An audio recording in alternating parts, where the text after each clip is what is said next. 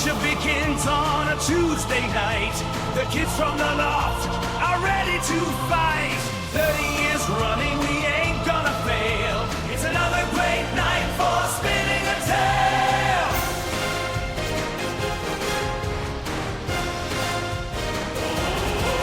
Our adventure begins with a quick recap, a character sketch and a digital map. Get out our dice and make a roll or two. Raise up our glasses and toast our brew. What game are we playing tonight? What wrongs are we gonna set right? Let's kick some ass and take some names in tonight's incarnation of Dream Slayer's game.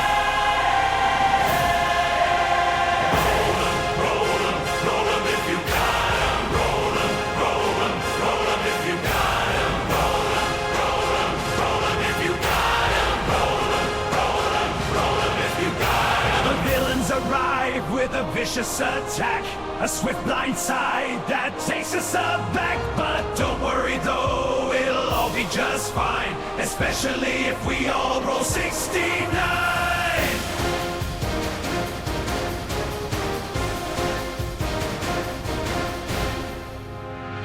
What game are we playing tonight? What wrongs are we gonna set right? Let's kick some ass and take some names in tonight's incarnation of Dream Slayer's game. Roll 'em, roll 'em, roll 'em if you got 'em. Roll 'em, roll 'em, roll 'em if you got 'em. Roll 'em, roll 'em, roll 'em if you got 'em.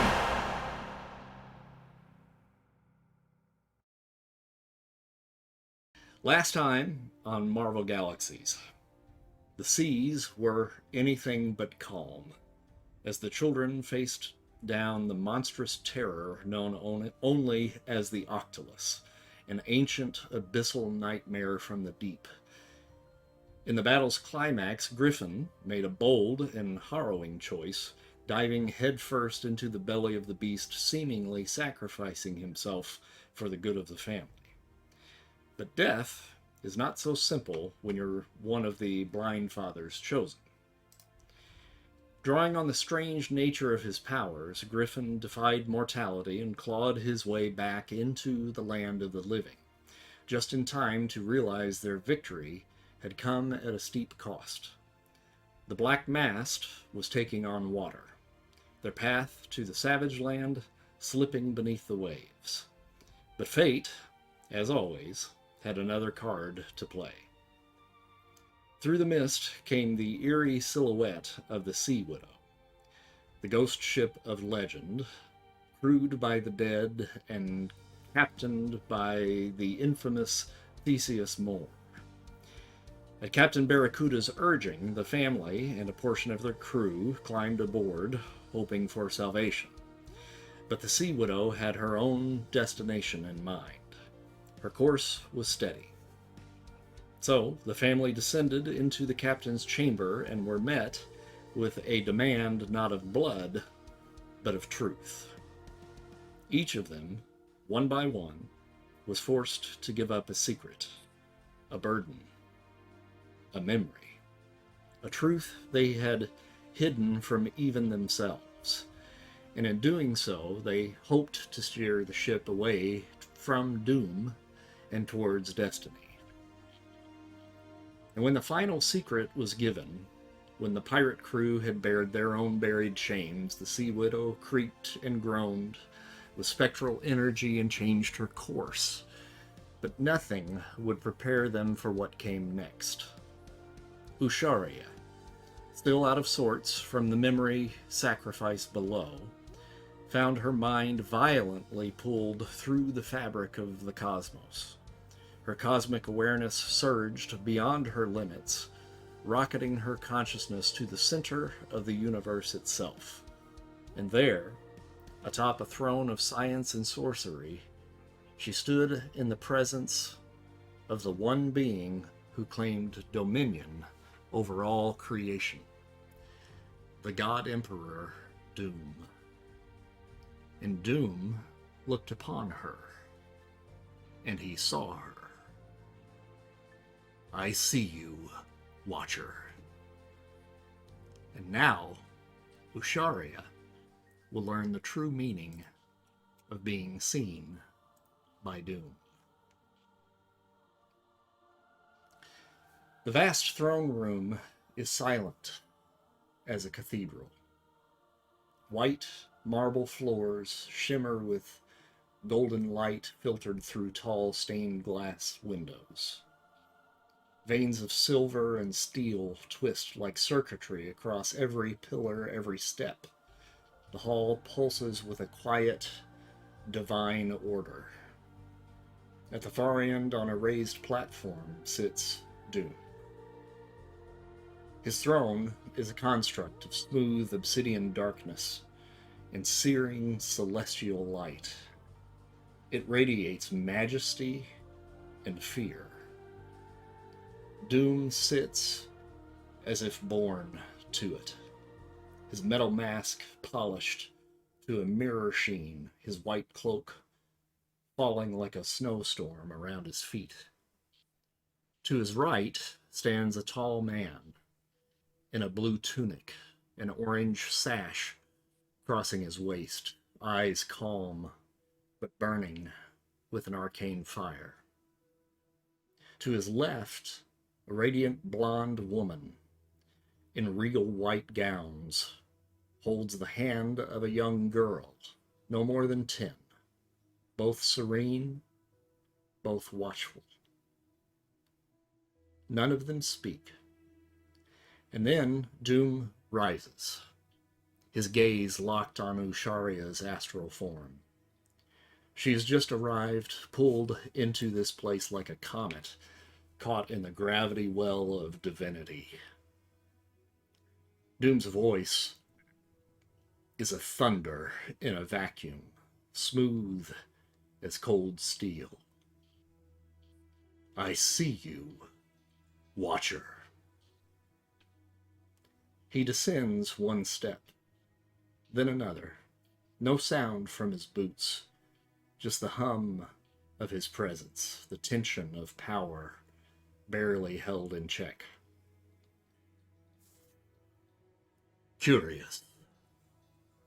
Your family has eluded my sight until now. An anomaly, a fracture in my perfect perception. I created this universe, every atom, every law, every whisper of time and memory. Yet you and yours have moved unseen, untouched. A mystery to Doom. He pauses before his final step, looking down on you with unreadable eyes. And Doom finds that interesting. He begins a slow walk around you, like a lion circling a torch. There is something you seek, some purpose that compels you, even as the rest of your kind are dust-blown and forgotten. Yes, I speak of them in the past tense. You are not the first Watcher I have known. I eradicated your kind. I willed it. Their eyes, always watching, never acting, never understanding. But you act. You reach. You reach here. And he taps the side of his helm. Doom turns, facing the throne again. I feel the tug of fate in your presence. And yet, I only see the fog where your path should be. That should not be. He places a gauntlet on the arm of his throne, and the room dims. Or perhaps it's the light of your mind darkening under his gaze. Let us call this a game, then. A challenge. You will continue your little search, and I shall deduce your destination from the pattern of your steps, the ripples of your actions. If you reach your goal first, then perhaps the obscurity you carry with you will become clear. But should I reach you first, then even the unseen will be brought to heel. Doom settles back into his throne. Who watches the watcher? The answer is Doom. And with a flick of his wrist, you are thrown from the room. And as Doom's throne room fades into the shimmering ether of the astral plane, you are being flung backwards, not violently, but with immense purpose, as though the cosmos itself exhales and carries you on its breath. You soar. And I think you realize that the initial push was from Doom, but now you're being drawn somewhere. Maybe not of your own accord, but also not of Doom's. The stars blur past you like painted lights on a canvas. Solar systems spin beneath you. Worlds of crystal spires and shadowed jungles, molten core planets cracking with eternal flame, dark cities filled with shadows lurking in the alleyways. Every one of them unique, yet you begin to notice the echoes, the similarities, certain shapes, symbols, archetypes, patterns repeating over and over again. And then your sight pulls back further still, further than should be possible. And you see the whole. The entire universe stretches out before you like a great breathing organism. Infinite, teeming with unknowable complexity. And that's when it happens. Time begins to reverse. It begins with a shimmer. Then the stars reel backward. You watch suns collapse into themselves and then reignite in reverse. Worlds unravel, cities, people, histories unspooling like thread from a forgotten tapestry. Galaxies bend and contract. Nebulas fade back into darkness. The entire cosmos begins to undo itself. And you've seen this before.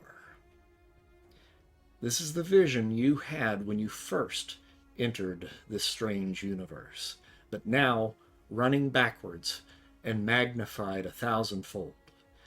That initial vision that you saw was a keyhole. This is the door. Worlds collapse inward and are swallowed by glowing rifts, not black holes, but portals of white light, and you feel the pull in your soul. Bit by bit, reality is unmade until there is nothing. A white void. No light, no shadow, no sound, not even the idea of time. You drift for a moment, or for eternity. You are alone in the blankness. Then something shifts. Color. Not a flash, not a beam, just a slow creep of green, bleeding into the void like paint into water. It floods the blankness, and in the distance, a shape begins to form. A tree. You move toward it, or maybe it moves towards you. You no longer really even know what movement means here. The tree is vast and beyond comprehension.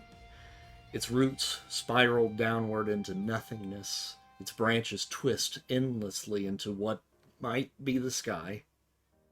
And every branch on this tree holds fruit. Orbs of light, suspended like stars caught in a web. And you know its name, the tree. Yggdrasil, the world tree. Its presence is overwhelming, ancient, alive.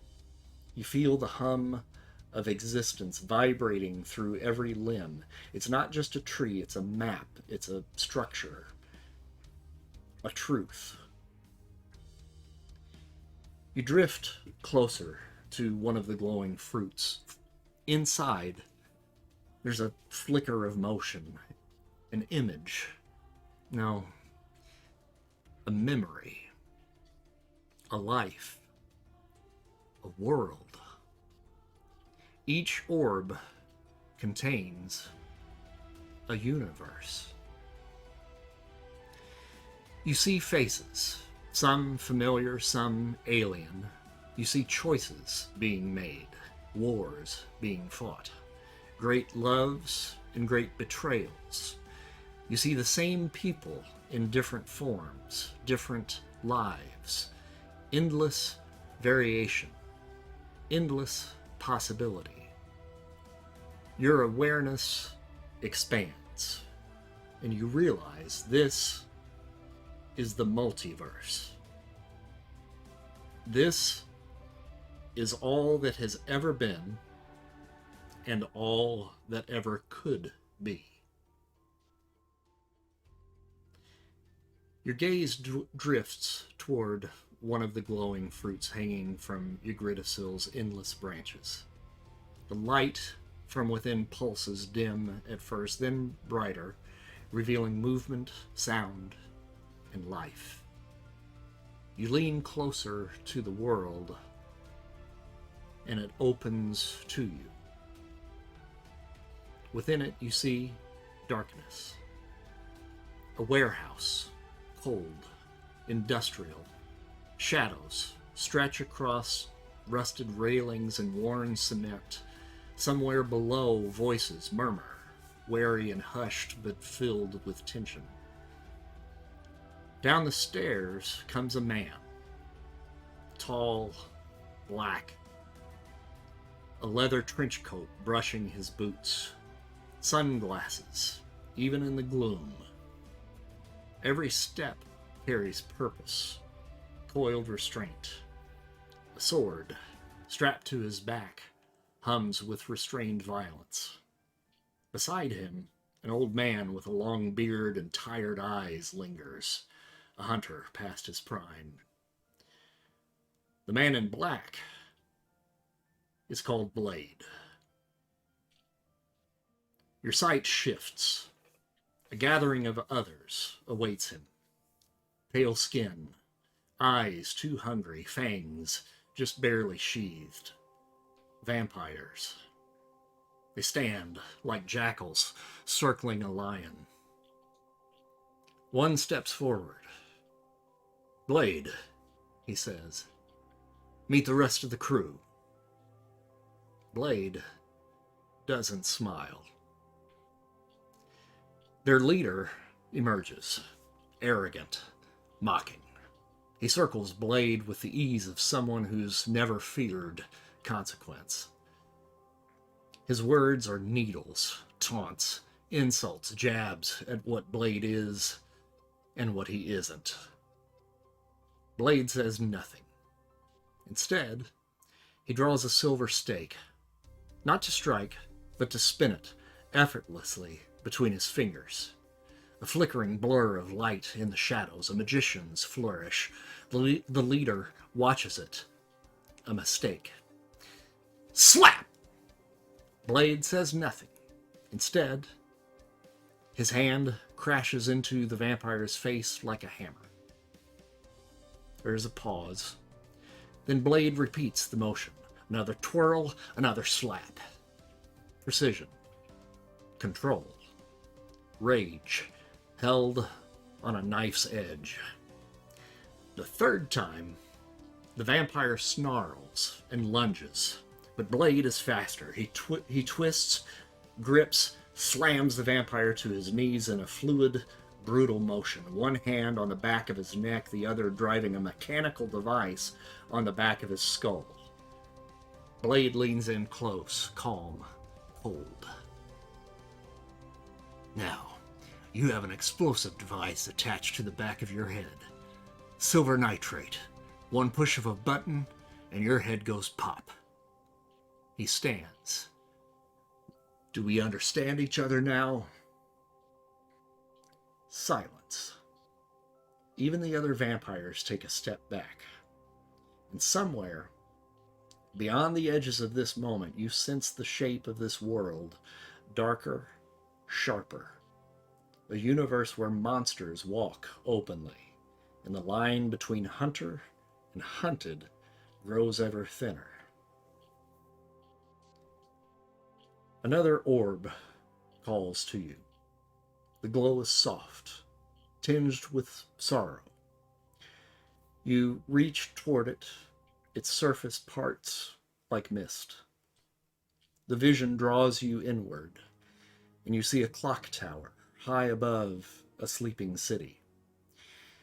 Gears grind and groan. Shadows dance across ancient stone. In the heart of it, a battle rages. Two boys.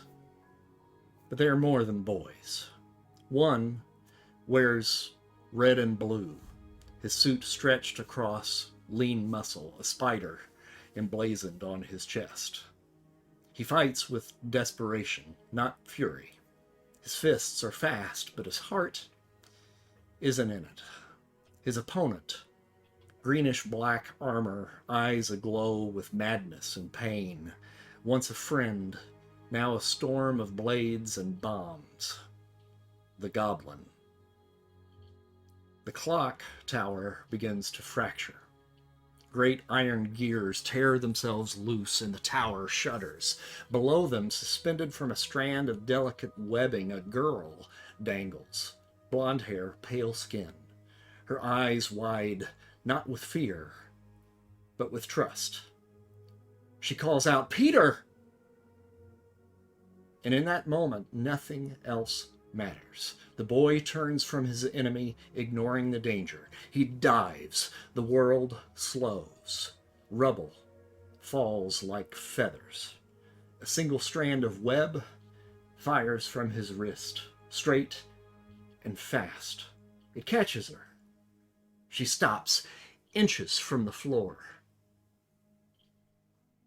But you hear it.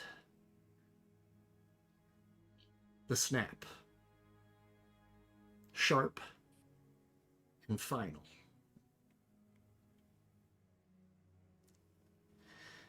The silence that follows is heavier than any explosion. He lands beside her, gathers her into his arms. Her head rests against him, too still. He throws his mask aside and tears begin to well in his eyes. There's a tremble in his voice. "Gwen!" There's no answer. Only the fading echo of a truth spoken by a wise man from his past, a man he failed as well. With great power comes great responsibility. And now, he knows what that truly means. You draw back from the vision, your own heart heavy. The orb dims, but the sorrow lingers. And another branch sways as you drift past it. Another fruit pulses with light. You reach toward it. It accepts you. Fire. It consumes the sky. You see an island prison, scorched and crumbling, surrounded by smoke and crashing waves. At its heart stands a woman, hair like flame, her eyes like suns, her body wrapped in the cosmic fire of the Phoenix Force. You recognize that power. It is the same bird of flame that you saw tear through the heralds of Galactus by the searing eyes of the Blindfather back on New Haven. The same energy, the same hunger. This fire-haired woman hovers above the ruins, a living god burning too hot for this world. Far below, chaos reigns. A man with wild hair, dressed in black leather, amid the rubble with clenched fists. Beside him, a woman rises into the air, dark-skinned, regal, her hair white as lightning, and eyes glowing with elemental wrath. He looks at his companion and he says, "You know, only I can stop her." She meets his gaze, says nothing, but she understands. With a whisper of wind, she lifts away, carrying survivors in her wake. The man stands alone. "Jean!" The name tears from his throat. He runs toward her. The island collapses around him under the fury of the Phoenix Force. She does not hesitate. The fire lashes outward. Atoms unravel. He screams as pieces of himself are flayed away, but still he pushes forward. One step, another, his body rebuilding itself even as it's broken apart. Finally, he reaches her, stands beneath her, eyes locked, soul exposed. She drifts down, and the air hums. "You would die for them?" His voice is raw, but steady. "No, not for them. For you." Her flames flicker, and then you hear the sound. Snit! As 3 silver claws pierce her chest. Her eyes go wide, not with pain, but with understanding. The fire falters. The cosmic rage surrenders to something smaller, more human. She falls. He catches her. The phoenix dims. The orb begins to fade from your vision, the fire snuffed, but the heat lingers in your bones.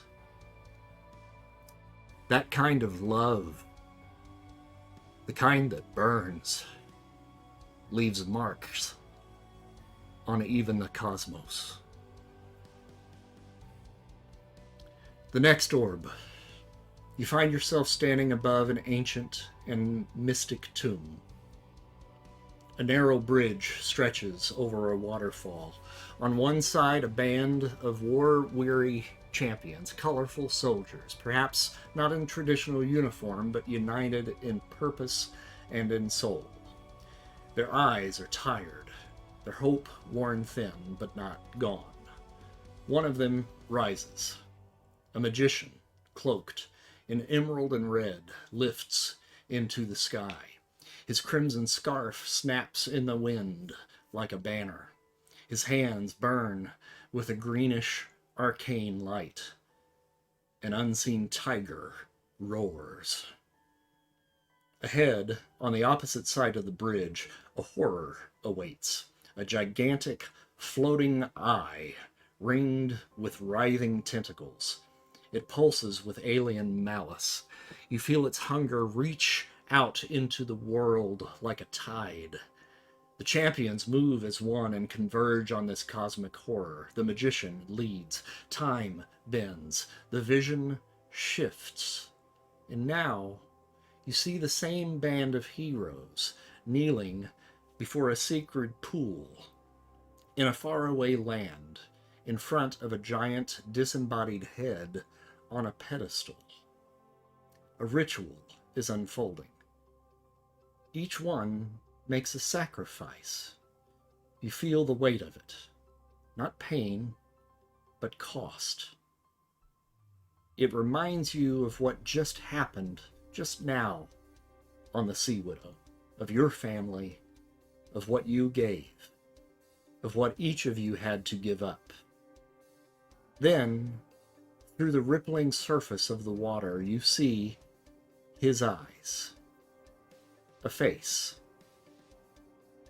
His face, the magician. You stare into him,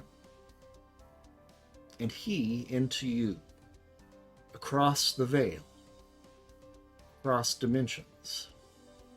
A name surfaces in your mind. Mr. Arcane. The orb trembles. The vision ends. But his eyes remain with you for a moment longer. Eyes that have seen too much and still keep going. A final fruit gleams softly above you. Golden at its center, ringed in violet. You touch it and it shudders with power and loss. The vision opens. You stand on a hill, overlooking a strange city filled with vibrant color. Towers of glass and shimmering metal reaching towards the heavens, surrounded by a beautiful jungle. But the beauty is marred by flame and smoke. War rages at its borders. An alien army surges forward like a black tide, clashing with defenders in vibrant armor, warriors, scientists, mystics, fighting not for conquest but for survival. At the end of the battlefield stands the Mad Titan, Thanos. You feel the weight of the universe hang from each step he takes. The defenders rise to meet him, and one by one they fall. Hope flickers and fades until a crack of thunder splits the sky. Lightning screams down, and through it comes a god. A warrior born of thunder and bathed in lightning. Eyes blazing with fury, he wields a massive battle axe that hums with power and grief. With a cry that shakes the stars, he buries it deep into the Titan's chest. Thanos falters, but then he looks up. He speaks. You should have aimed for the head. A snap. Not loud, but the universe hears it. You watch as half of existence crumbles into ash. Warriors, lovers, children, turning to dust in the wind. The Thunder God falls to his knees. Too late. And across the cosmos, a silent scream rises, echoing forever through time. In this same vision, your time sense shifts, and you see a quiet alleyway, somewhere in a distant city far away from the jungles you witnessed in the last vision. Neon lights flicker above a restaurant's back door. Amid trash cans and discarded boxes, a small gray cat prowls, hungry. He snatches a fish from an open bin with careful precision, a thief, sure, but a charming and dashing one. He drops to the ground and begins to eat, when suddenly the ground trembles. The rumble of an engine. A shout. Most would flee, but not this cat. He runs toward the sound. Around the corner, chaos erupts. A bizarre vehicle, a giant big wheel with metallic claws, crashes through the front of a police station. Civilians scream. Lights flash. And then, swinging down from the rooftops, comes a boy. His costume is crude. A red hoodie, sweatpants, goggles. But the energy is familiar. The spirit of the Spider-Man is alive inside him. The cat, silent, low to the ground, watches. The boy lands near him. He pauses. Their eyes meet. "Hey there, little guy," the boy says, breathing hard. "You really shouldn't be out here."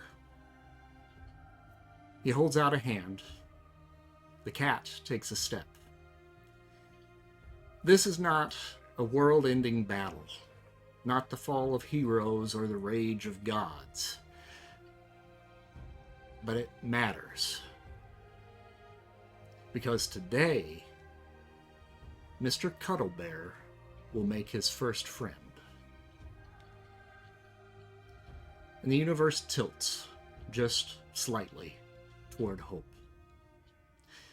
Now, I know I said that was the last orb, but I got one more in me. You want to hear it? Go for it. Your hand finds the final. It hums with a resonance unlike the others, not despair, not warning, but yearning. Love, loss, hope. You touch it, and the vision takes hold. In it, you see a castle. Its stone walls etched with carvings of hearts, ancient and whimsical. It stands tall in a landscape that defies logic. Skies of lavender, rivers of gold, fields that shimmer in impossible colors. A wonderland. Beautiful, but trembling. Before the castle gates, another band of colorful warriors stand against a god of chaos, a being wreathed in storm and shadow. Laughter and screams mingling in its wake. They are old friends, these warriors, worn by time, scarred by loss, yet standing together as one. You feel their bond, deep and unbreakable. Their enemy, too strong, too monstrous. The world of dreams itself frays at the edges as the god unleashes its fury.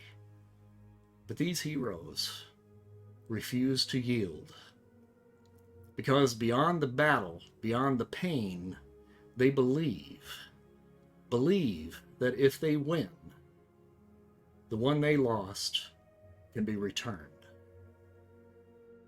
And then, from the swirling folds of one of the warriors' cloaks, a katana is drawn, forged in another realm.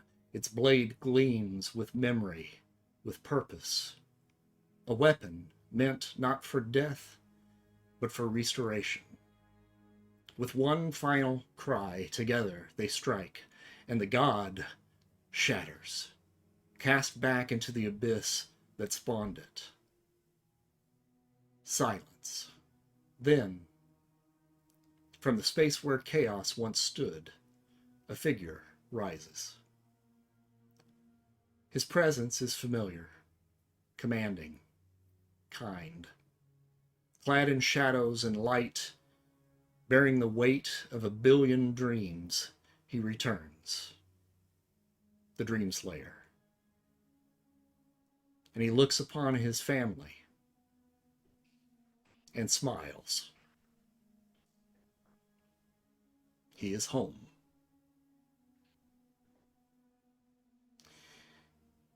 And then, finally, your vision fades. The tree, the void, the cosmos, all slipping away as you feel yourself drifting back to your body, back to the waking world. But you carry the visions with you now, all of them. And somewhere deep in your heart, one truth rings out above the rest. Even in the face of chaos, love remembers.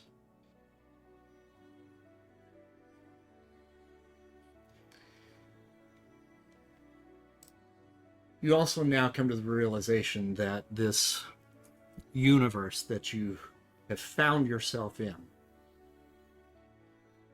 is only that. It is its own universe, and everything that you saw in those orbs, everything you saw in those visions, all of that existed. But it is no longer there.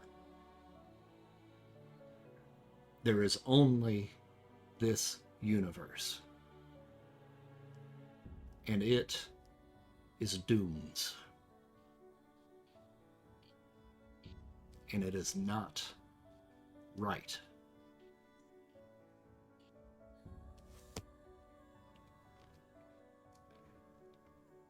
I think now you probably should be coming to on the deck of the ship.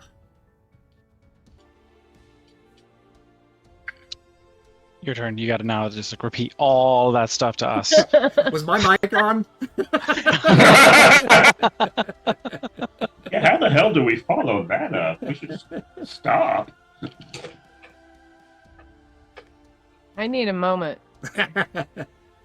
I thought you you, might. Tyler. Did you I bring? just I wanna told say- you to bring your tissues, Dana. Fuck you.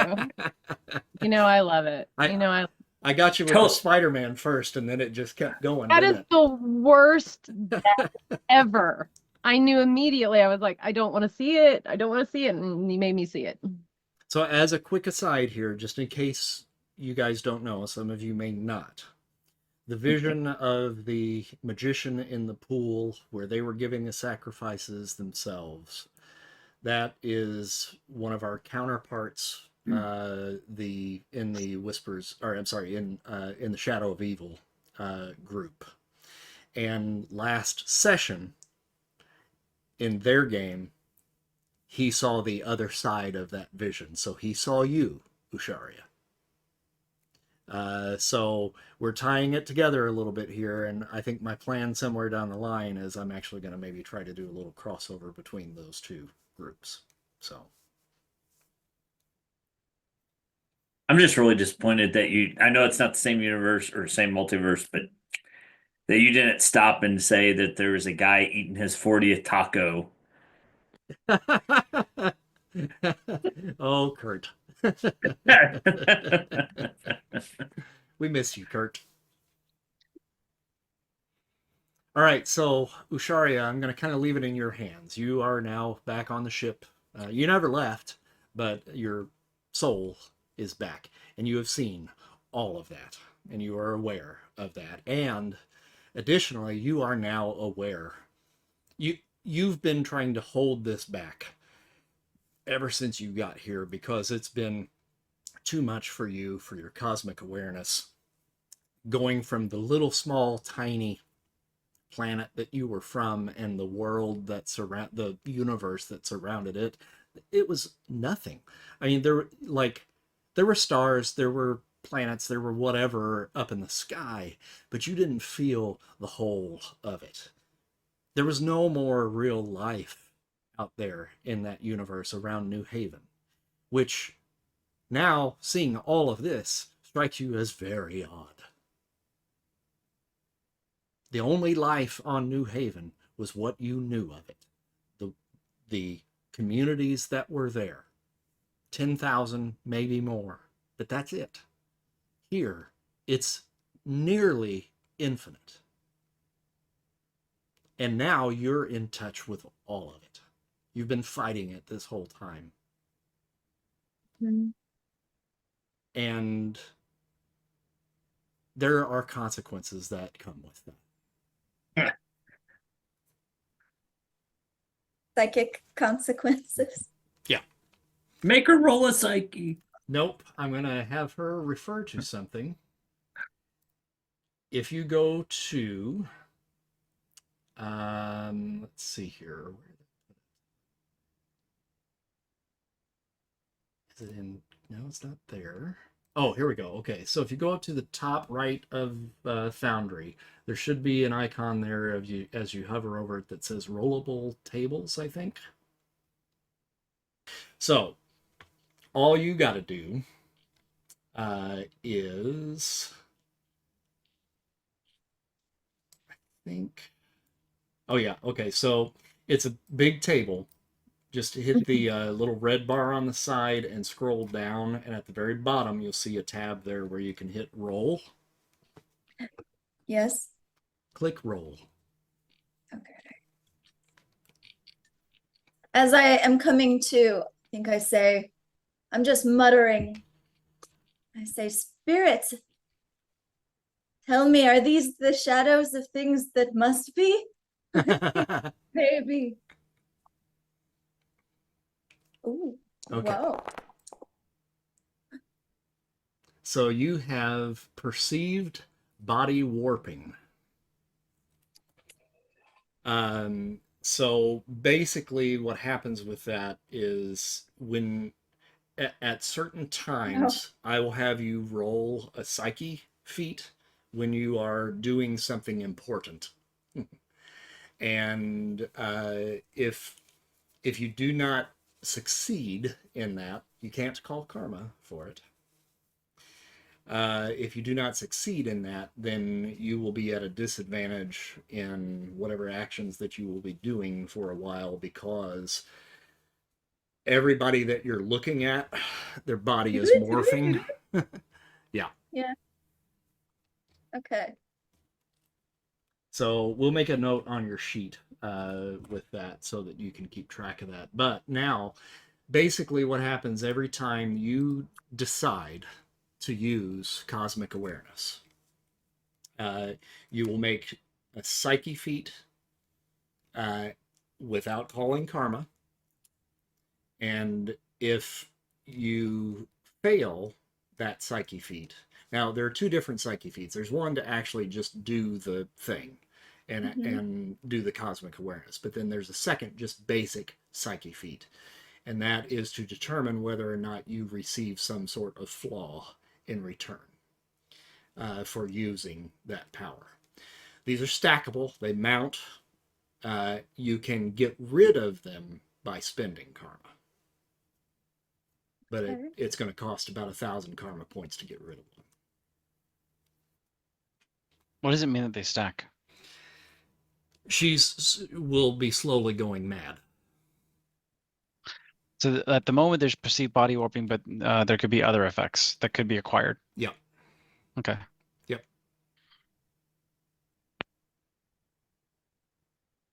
Okay. So Christy, you are awake, and the ghosts have spoken. All right. I want to gather my family and tell them everything. Could you do that in excruciating detail, please? Sit down. It needs to be longer or as long as Chris prologue. That only took like 50 minutes. Come on.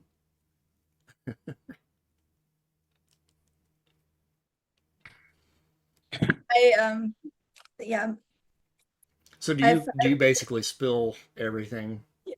Yes. I Okay. don't think I hold anything back, Okay. but I'm telling them what I've seen, and they probably think I'm crazy. Am I gonna have to roll to not be perceived as mad?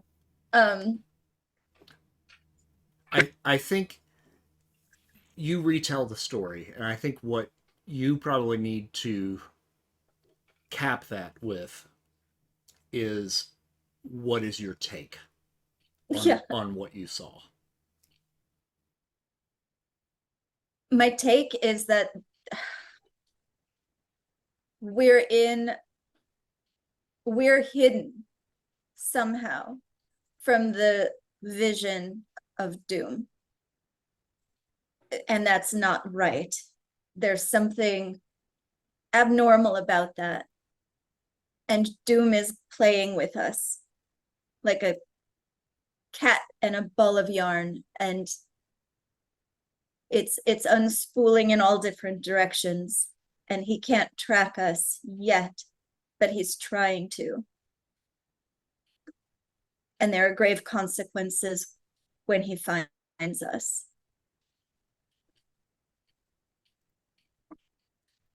I'll show him who's a cat. I am not afraid of any doom. There's a crack of thunder. What was that?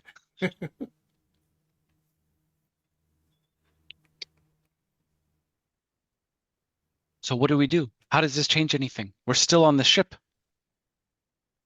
Did you see any visions of us, of where we need to go?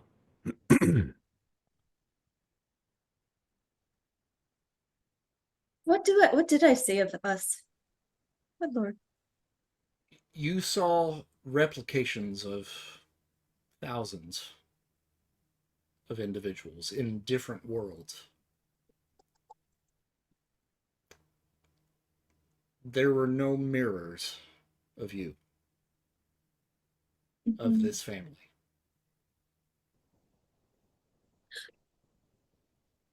Whoa. Whoa, what? I do have physics skills in my in my bundle. Uh-huh. Does that mean I can articulate what I think that means? Sure. Yeah, I think so. Can you help me What articulate? what do you think it means? I think it means that in all of the multiverses and all of the infinite possibilities of what could have been for every individual in every universe, we do not exist except in this place and this time. And there is no multiverse for us. There is only this universe. And this universe was made by doom.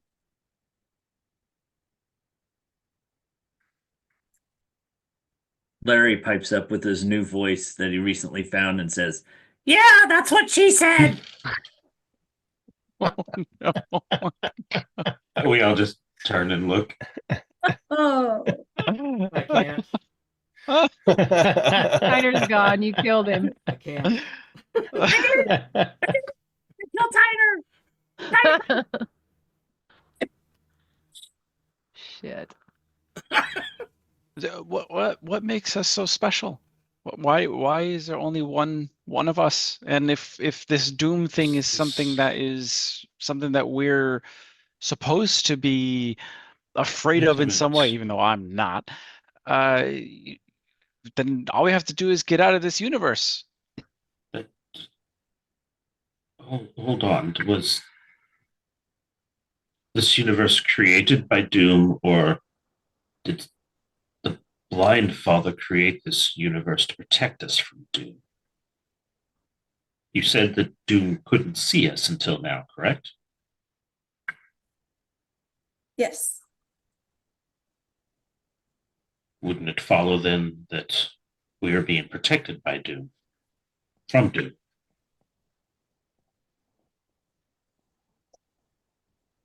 Or is somebody protecting Doom from us? I like that answer. I'll take that one. Sit Good down, thinking, Dad. Griffin. Do you have any idea what Doom wants with us? He intends to do us harm? Well, that was the feeling I had. Well, sitting here is probably not going to help us to stay a Yeah. step or two ahead of him. Do we know where we're going? Wherever Captain Theseus is taking us, I think. I don't see how this information changes our bearing in any way. If Doom can't see us, why do anything different? We don't have any information to tell us that we need to do anything different in any way. We're already on a journey. We finished the journey.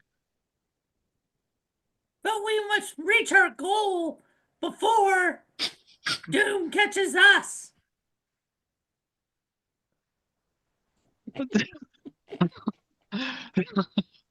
It's a bold choice, Andy. It's definitely a choice. Do you think if I throat punch him, it would lower his register a little bit? Hey, it might be a puberty thing. I mean, he hasn't talked for a while, so it Sure. might go down eventually. Just Okay. give it time. Okay. Listen, you're in it now, baby. You're committed. Oh, that's fine. I can do this all day.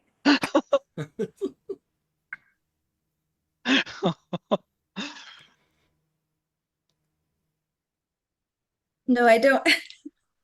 Thanks, Larry. I don't remember, unless I do. But I don't remember being given any very specific It's penciled direction on your sheet. Just- about where to go next or what to do. But I feel that the end game is when Doom finds us. And along the way, the only thing I know now is that love remembers. Love remembers. You- Love remembers. What about, you said you saw something of a woman in flames, correct? Yes. And of a man protecting her or something and telling her that he loved her? Did that have anything to do with it? I saw many scenes of love.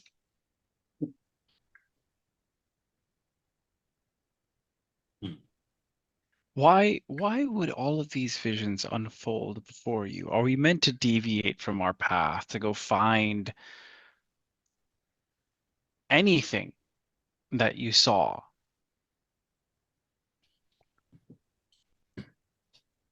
I would say, Uxaria, you can make a reason feat on that. I say there's only one thing to do here. Split up. Split the party! Oh my gosh. All of us should seek out a separate universe. All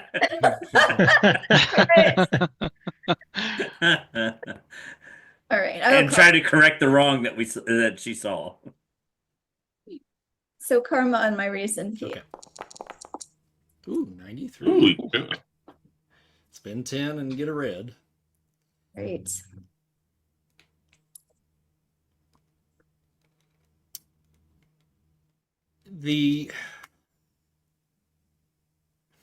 Okay. So what was the exact question that was that was posed? The question was, why would these visions unfold before you? Are you meant to deviate from our current path to go find any of these instances that were exposed to you? Okay.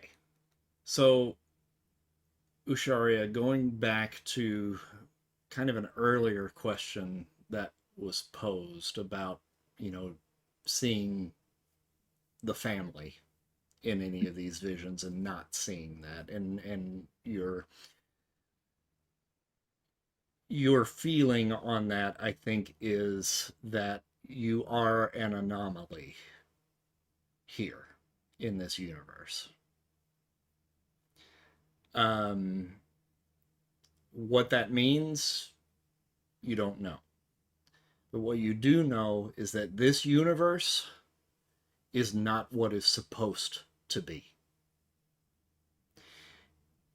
And you seeing all of that unfold, there has to be a reason for you to see it. And the only reason that you can think of as to why you saw that is somebody needs to set it right. Sounds like he's giving us permission to split the party. We're not splitting the party. I'm assuming you like convey your feelings. The thing that you convey the things that Tyner told you. You convey those things to us. Okay. But does that mean that I think we just continue on the path where we were heading to the Savage Lands, and do I feel we need to change course? How do you feel? How do you feel? Well, I mean, the initial thought was the reason why the Blindfather sent you here in the first place. Number one was to protect you, because his feeling was that between the Phoenix and Galactus on New Haven, it was very likely that New Haven would cease to exist. The power of those two cosmic forces coming together would likely destroy the planet and all life on it. If there was anybody that could hold it back, maybe it was the Blindfather, but he, without the Phoenix Force, was old and weak. You were sent here to find his first children, the rest of your family, Rachel Summers and Nathaniel Summers. That is why you've been trying to get off planet. And truthfully, you probably would see no reason not to continue that particular path. But perhaps by following that path, it may lead you to another, more important path. That the direction that you have been going so far is the direction that you should be going. then I would convey that and say we have no particular guide, but we need to be ready for anything, and it may fall to someone, perhaps one of us, perhaps someone we encounter on the journey, to set things right in this universe, because something is not right. What do you all think? I trust in your visions. I do as well. I know I can sometimes be reckless and rash, but when you have visions, I do pay attention, I promise.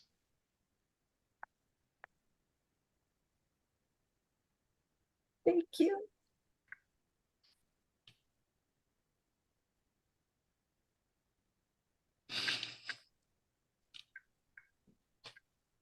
I trust you as well. Even though now I have something else to be jealous about.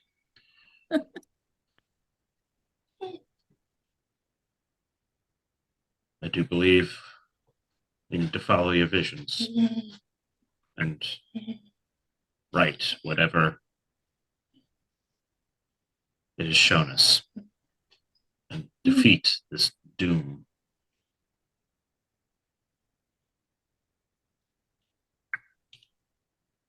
He has incredible power, but it's incomplete. We're somehow out of his vision and can operate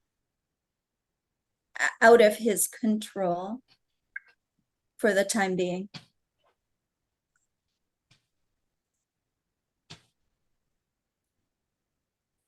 Then we continue to do that.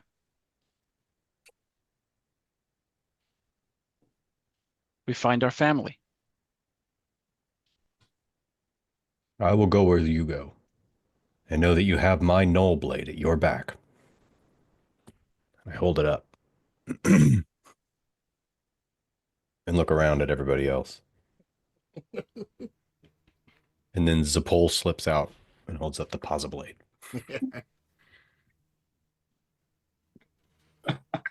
And Jace will turn it a new cloakman look that you gave him, Chris, and go. You have cloakman too. I'm gonna go real dark to counter Larry's thing, or deep. I mean, And my flail spear. Yeah, I'm with you. And my Manrique Uxaria.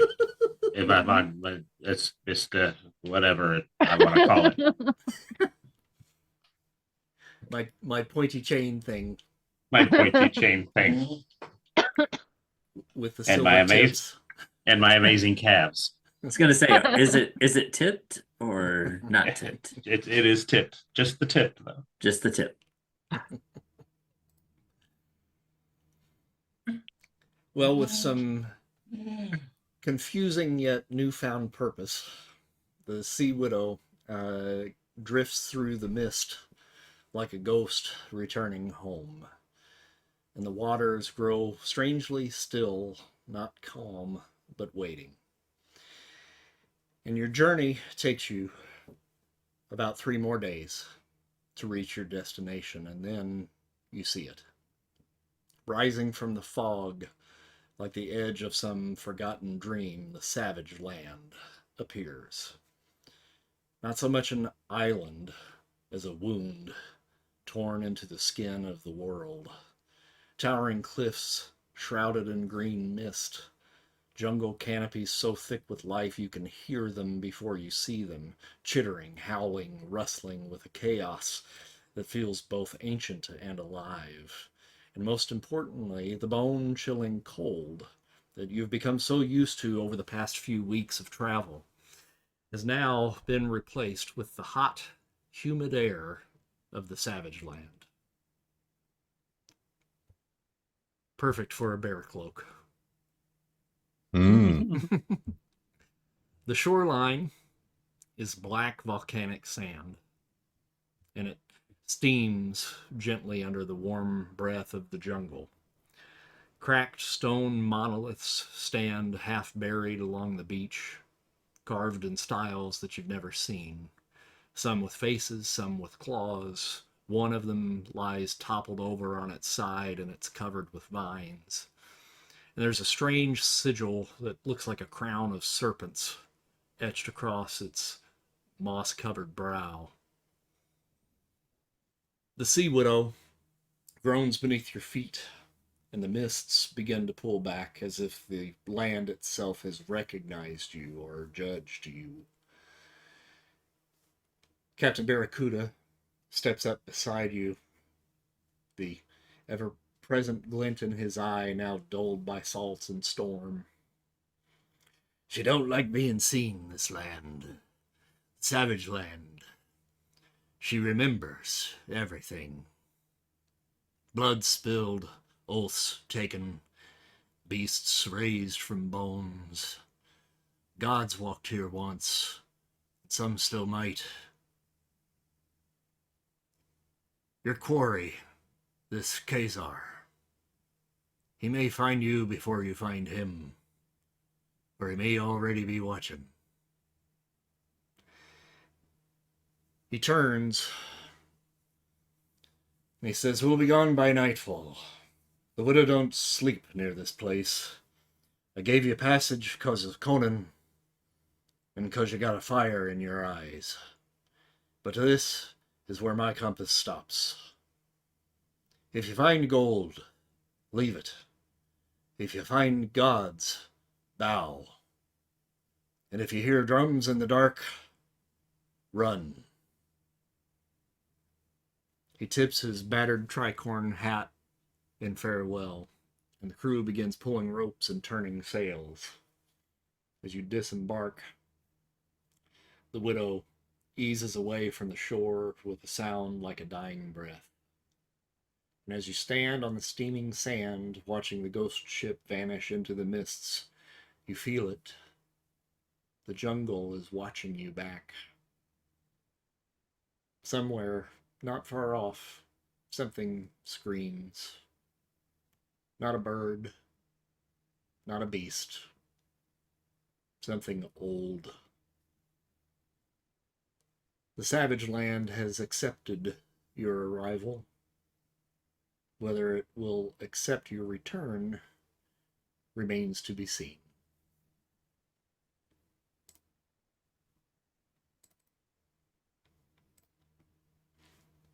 So the jungle stirs around you like a beast too large to comprehend, and every leaf seems oversized, every vine thick as rope and humming with life.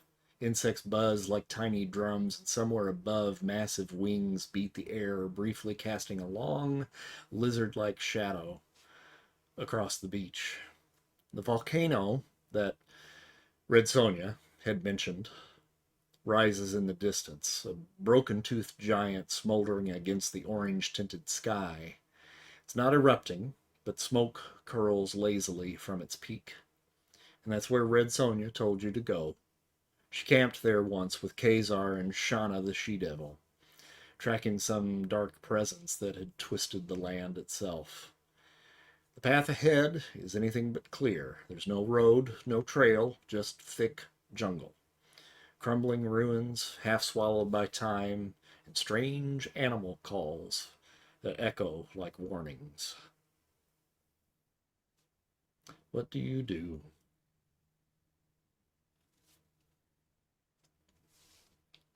What time of day is it? Afternoon. Hmm. Still plenty of light in the sky. Well, we'll need to find shelter before nightfall. And something to burn for warmth and protection.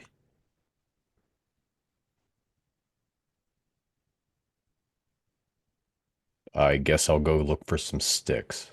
I was gonna say I'll go off in the other direction all by myself and look for sticks too.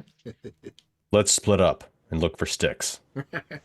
Can I Take the can bunny. I manipulate something into fire? In what fire? Like, can I pick up a stick and manipulate it into a burning ember? Well, I can set things on fire. Right? Yeah, I just think it'd be hilarious. I Everybody drive- walks off and is looking for sticks, and I just pick up a stick and start a fire and He's set just it on got the a ground. raging fire going. I don't think so. I don't think so either. That's why I was double checking. Okay. Well, then I Oh, but- guess I'll go look for sticks. So I'd like to follow the instructions literally and split my body to go in different directions to go look for sticks. Just one side hops. It just hops in different directions. Nice. So, do you want to set up camp on the beach? What would we? Would you yeah, like to- I mean, I think that's Well- probably the best. I say we camp here and get our bearings, try and look for a source of food and fresh water, and determine which direction we go tomorrow. Does anybody disagree? I agree. Larry, would you like to come with me and tell me a story? sure. This island reminds me of the Waponi Woos. They were a culture that loved orange soda.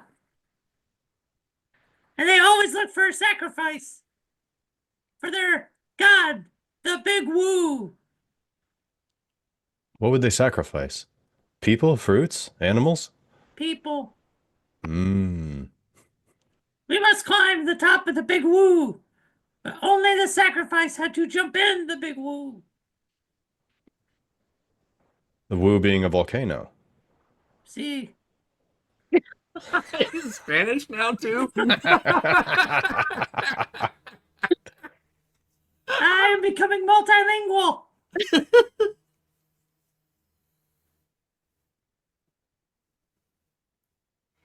That's the end of my story. Let's look for wood. All right. So what kind of trees do we see around here? Can I roll like a perception check or what should I do? I would say probably reason. Reason? Mm-hmm. Do you have any kind of like survival or anything like that? Well, I have environmental awareness. You do have that. I'm gonna roll that to see Okay. what kind of stuff might be like is what's going on around here, what kind of creatures there might be and stuff. Karma. 37. I got 37. Yeah. Yeah, I mean, it goes out about a mile. So, Yeah. the forest is teeming with life.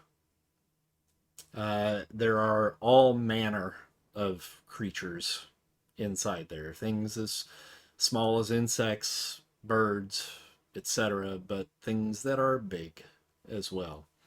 And dangerous. There were certainly dangerous animals on New Haven that you all had seen and, encountered. And there are things here that certainly rival that and more.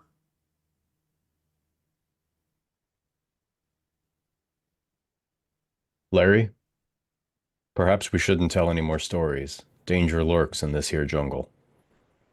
Little Your- pony woo. Your voice carries, Larry. Oh, I see. Yes, Okay. see. See, okay. Okay. I'm just gonna gather some sticks and go back to start trying to put together like a shelter. All right. The family kind of goes in their little different directions. Some of you see some of these things kind of lurking in the woods. You see just a flash of scales and a tail here and there that kind of scutter through the woods. Most of them are keeping tabs on you, but they don't seem to be aggressive at this point. But you haven't really entered just barely the cusp of the woods at this point. You gather your wood and make a couple of little makeshift tents and kind of bed down, prepare for the night. I'm sure that you probably brought some rations over from the ship. I'm sure some of the pirates probably thought to bring some of that with them when they crossed over. So you've got enough to get you through one night, maybe two, before you would have to resort to hunting, which some of you are certainly adept at, living where you lived and with whom you lived on New Haven. The sun begins to set, and the noises from the forest begin to quiet, kind of unnervingly so. And it's deathly silent out here, just with a little rustle of the wind through the trees. Lopes, probably as a precautionary measure, I would assume you're probably keeping your environmental awareness open, just keeping an ear out, for anything that might be coming your way. And there are things that are on the edge of the forest that are there watching and waiting. but they leave you alone for the night. The dawn comes, and it's a fresh new day. The humidity picks up immediately, and it is hot and sweltering.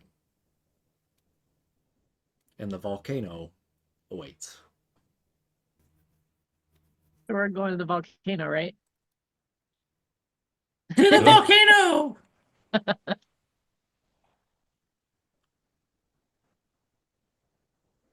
I say we get an early start, cover as much ground as we can. We don't know what's in these woods, and it'll probably be slow going. So stay on alert. Things were watching us sleep last night. Oh, it was just me. Things were watching you watch us sleep.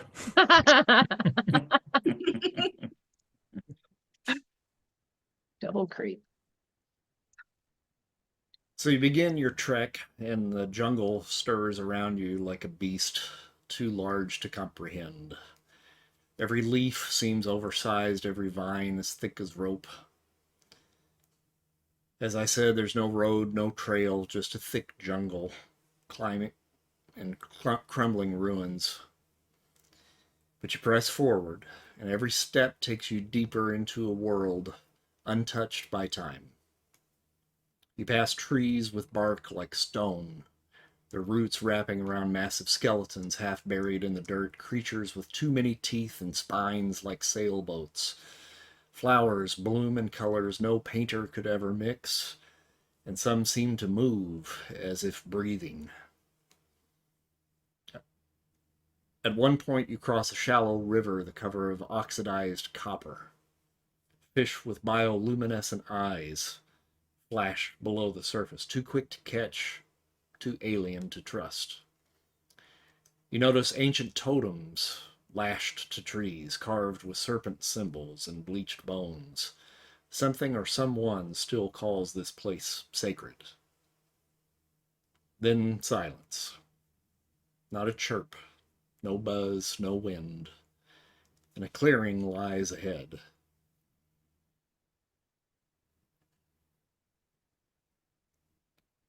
You see underneath a stone statue of a raptor-headed god, looming over what appears to be the remains of a long-forgotten campsite, a stone ring where fire once burned, a few vines woven into makeshift bedding. Perhaps Khazar was here.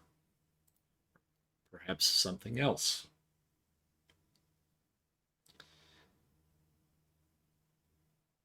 At one point during the process here, perhaps maybe this has been about a day's worth of travel. This area here seems like a good place maybe to bed down again for the night.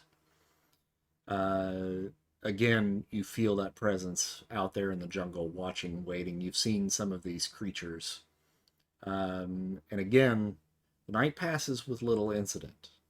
The next day, you move through the dense jungle of the savage land and following the trail, not trail, that Red Sonja spoke of, with the lush vines hanging above and hot air.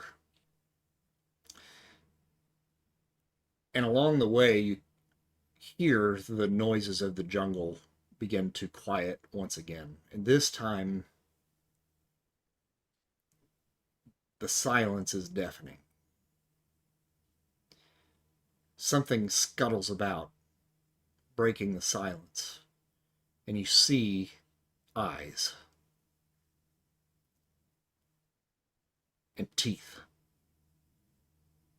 And then you see another set, and another set, and another. And these tall, 7-foot lizards burst from the trees with blood on their mind, coming after the family. Now, these are velociraptors. You've never seen them before. And they are fierce, mean, full of fire, and death on their breath. You all do battle with these things, fighting for your lives. And you make fairly short work of them. Lopes probably gets the idea to maybe skin one or two of them, saving the meat for later. Make a new hat. Make a hat. And you continue on your journey. So I know I kind of fast forwarded through a little battle there, but it's getting a little late because somebody was a little long-winded tonight. I'm looking at Sorry. you, Larry.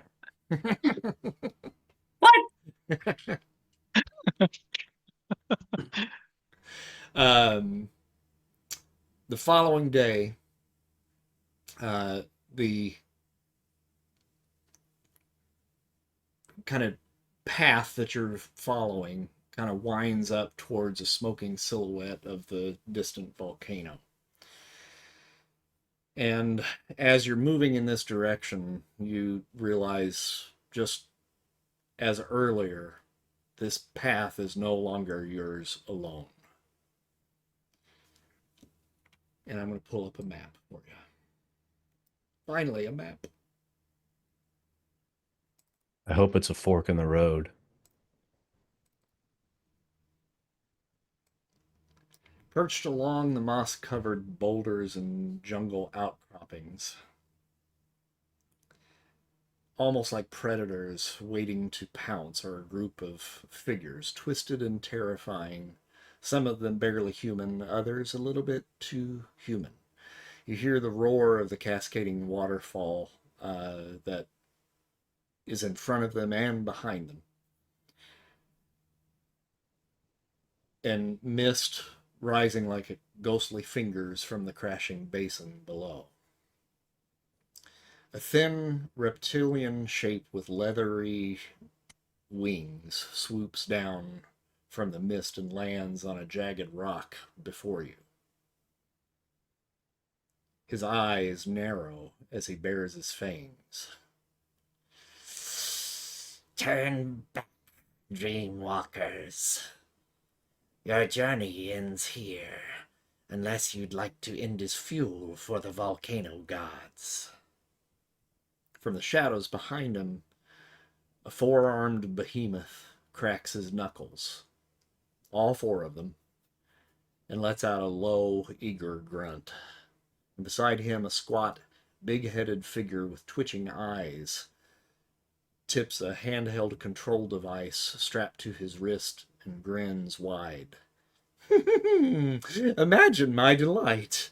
Guests here to be dissected. This strange frog-looking creature crouches near the water's edge, claws raking the ground. He growls something guttural, his tongue flicking in and out.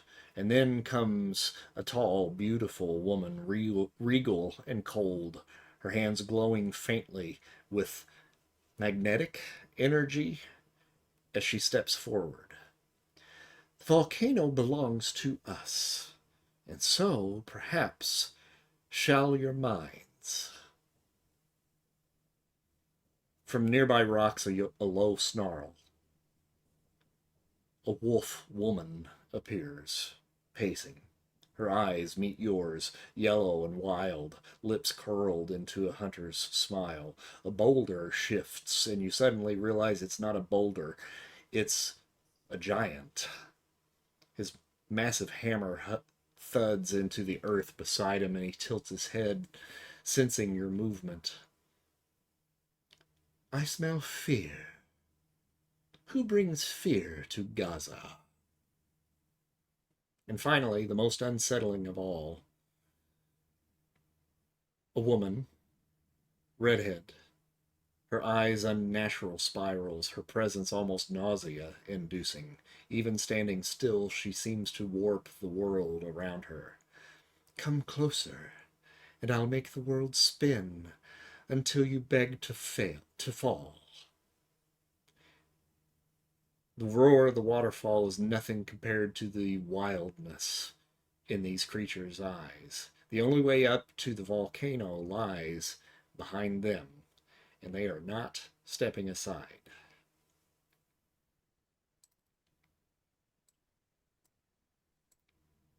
What do you Tag. do? I would like to use the Talisman of the Lion's Roar.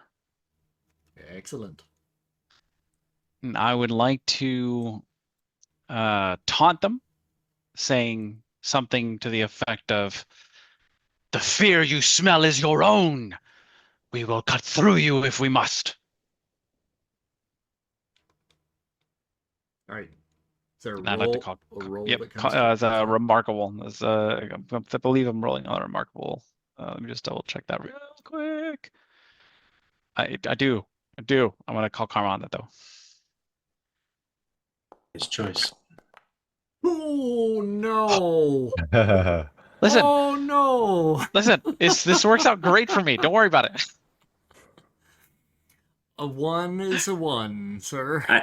I've never heard anyone say this is going to work out great for me with that roll like that. I mean, I've been at this for a while now, and Hey, we're playing golf rules, right?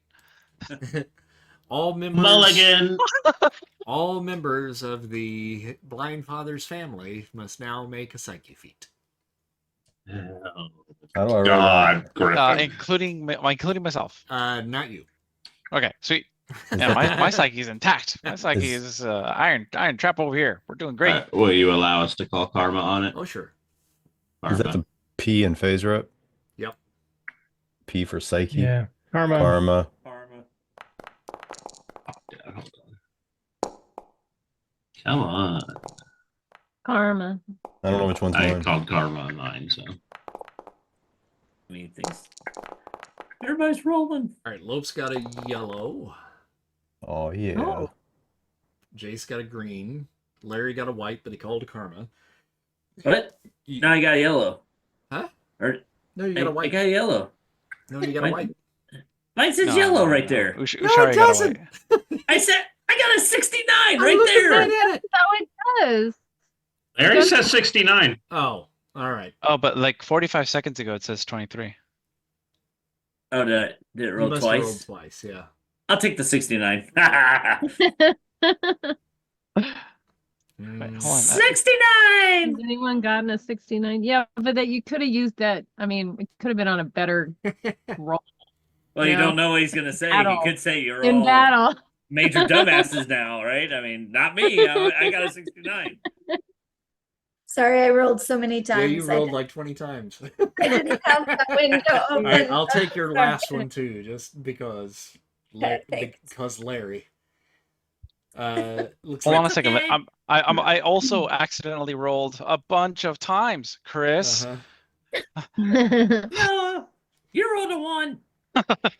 All right, it looks like everybody made it, but there's this little twinge of intimidation that kind of comes along with Griffin's booming voice. It gives you pause for just a moment. I will have you roll initiative, but we're not adding your bonus to that because of this little hiccup.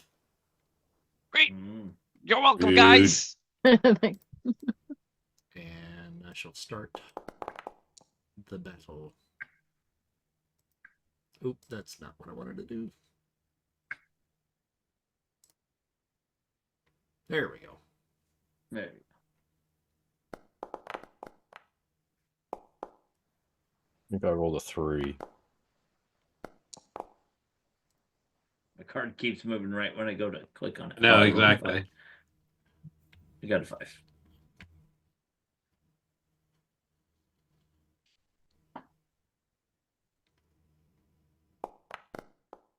Oh, Jesus Christ.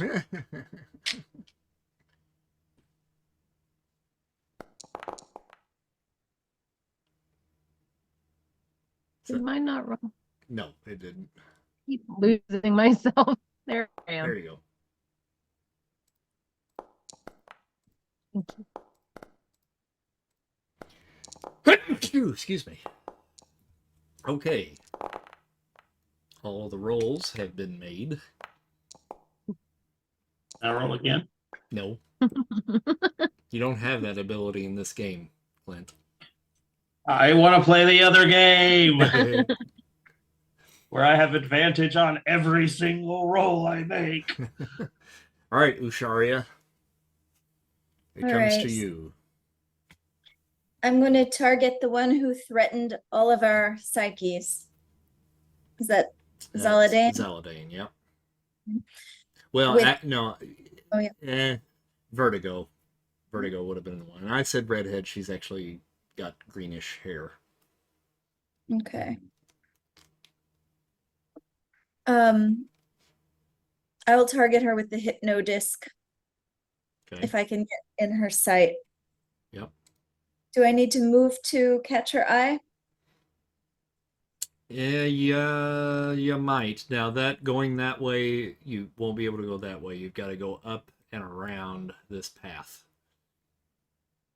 Up this way. You see where I'm at? Up or to the right? Nope. To the... Yeah, you got to keep going up this way. You can't go up the waterfall. Okay, I don't know where I'm going. I think where you were, you should be able to get to about right here, which is still not going to put you within eyesight of her. Let's see here. You were 1, 2, 3, 4, 5. 1, 2, 3, 4, 5. 1, 2, 3, 4. Oh my God! I put you exactly where you need to be. Look at me. Look at that. Okay, so hypno disc. Yeah, it won't work because Oh. she can't see you. Okay. Well, I could try it on Barbarous. He's probably an easy mark. Yeah. For a hypno disc.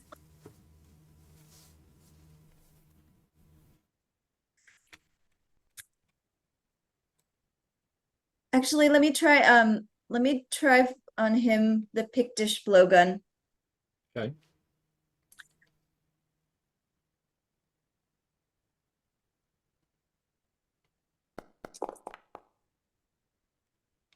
$93. I think that probably hits.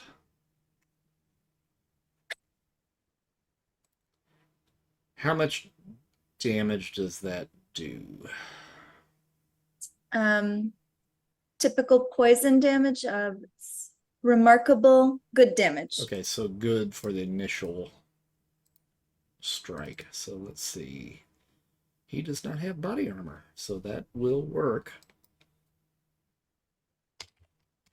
And it's typical poison damage, right? So it's a remarkable intensity, endurance feat to resist. Needs to get a green, which he does. Okay, so you hit him, and it hits him right in the neck, and he goes, "Ow!" And he takes one of his arms, raises it up, and plucks it out, and he says, "You woman, you die first." And then, after Uxaria, we go to Lupa, the wolf woman. Conveniently close to Uxaria. She leaps off of the ridge and down to you. She carries a sword.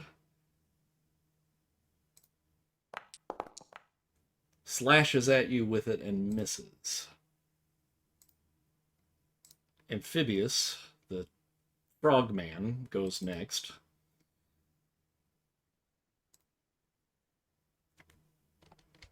Two, three, four, five. 1, 2, 3, 4, 5. Jumps down into the tree, just east of Griffin.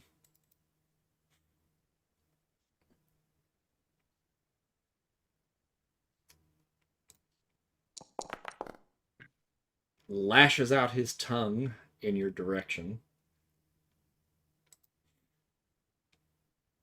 And got a 32, which misses. Vertigo goes next.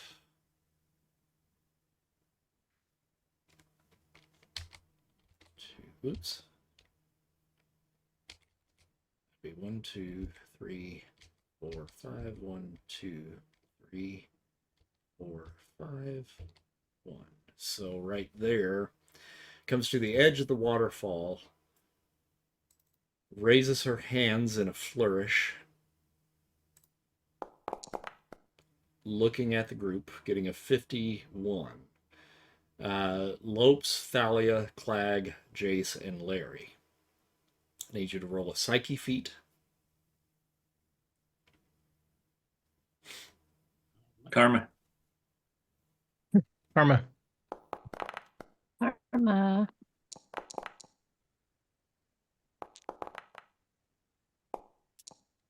Oh. All right, so looks like Jace got a white. Did you call Karma? Mhm. Yep. So you can get that up to a green. Um, Yeah, how much does it need? let's see here. Remarkable. On the Or excellent. excellent column would be 41. So spend your 10. Same for Thalia. Clag, you got a green, you're okay. So you can spend 10. Larry, spend 10. You're okay. And did Lopes roll?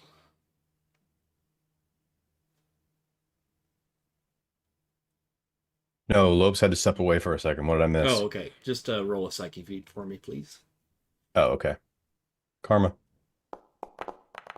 I tried go. to shout things at them again. That's the reason. All right, so with the karma expenditure, all of you are good. You feel dizzy for a second, but that's all you feel for right now. Thalia. Okay. Um, do I have a shot of her at her, or is she too far away?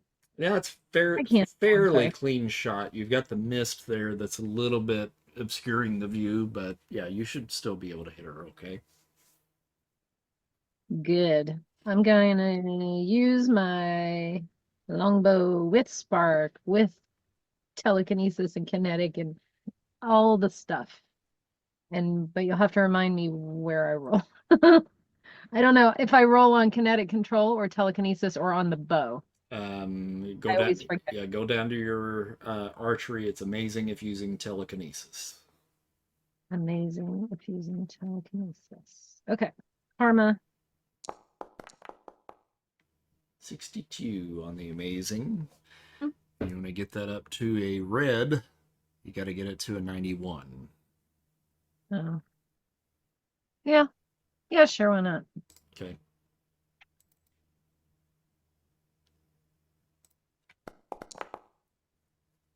$38, she got a white. She is currently dying. Oops. Oops.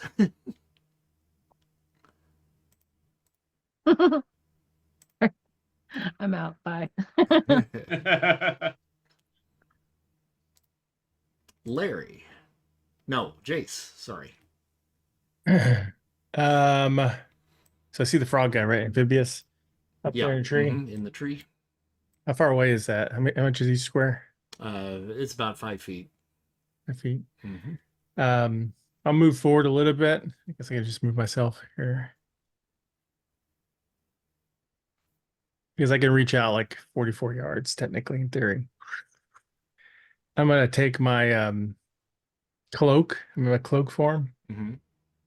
and just make it look cooler than just my arm. I'm gonna like whip it out and let it extend out, and see if I can like wrap it around his leg and do like a throw to slam him down in the ground or something. Cool.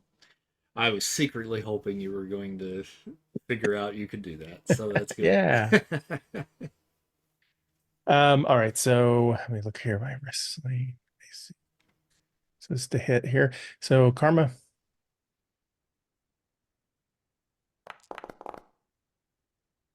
There you go. All right. Need It's a yellow. 86 to get that up to a red. Yeah, might as well. It's only 11 points, so got to spend it 10 anyway. And that's grappling. That is a definite hold, so you have him. And I'll throw him to the ground. I get +1 CS for damage. Okay. Do I just do my normal strength +1 calm shift? Does Yep. that works? Mm-hmm. All right. So, oh, that's remarkable. I don't have to roll for damage. That's right. Right. So it's remarkable. 30. Okay.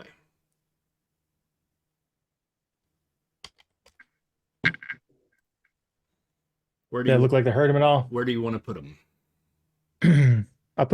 I'll throw him and slam him to the ground right in front of Lopes. All right. So about right there. Yeah. Or between Lopes and Griffin, let's say. All right. It's either there or there. Yeah, it's fine. Okay. All right. So you slam him down to the ground, and he lets out this loud croak when he lands. It definitely looks like it hurt him for sure. I said, Jason's gonna be like burping during a fight. How rude. Jeez. Larry.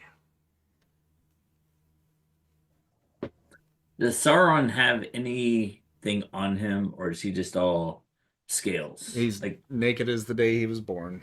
Okay, because sometimes, like, I know he wears things. I did in the comics anyway. Okay. How far is Barbarous away? It's too far. Yeah. You wouldn't be able to reach him and touch him, no. Yeah. Okay. I guess I'm gonna go for Sauron. Can I roll for extra actions? You certainly may. Okay. Fighting. Yep. And karma. 39. Get that up to green. You need a 41, so spend your 10. Okay. Missed it by that much. Yep. So okay. And then does it give me one extra action? On the excellent, you need a yellow actually. So no. Okay. Yeah. So I got nothing. Yep. Okay. But you're not at a disadvantage on that, so getting it out of the white helped. Yeah. All right. I'm gonna take some widgets and fashion a chain and see if I can tie him down to a rock. Okay. So I guess for this round, I'm just gonna fashion a chain just to keep him from flying up in the air. Gotcha. So let's see. That would be incredible. By the way, my level did not change from last time. What do you mean? At the end, you said that my level went up. I can't change it. So which level? I kind of forgot. Sorry. I'm gonna have to go back. I thought it was like reason. Oh, it did. Oh, it did? Yeah, because your reason was like either feeble or typical. So somewhere between there. Okay. I didn't remember if it went up from that or not. All right, so let me roll invention, hypervention.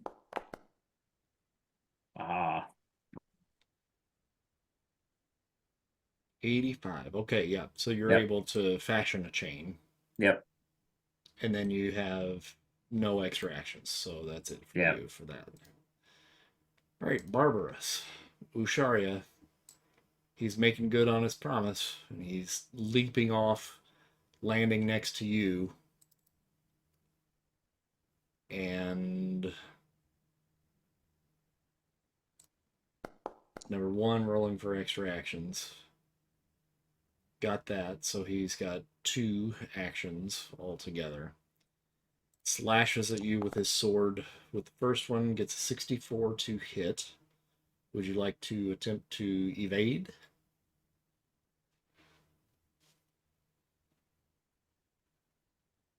You're muted. Yes. I would like to evade. We make a fighting feat, please. Okay.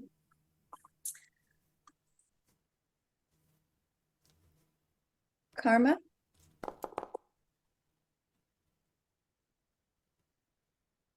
Okay, it is a 70. So it'll be a -2 column shift. He is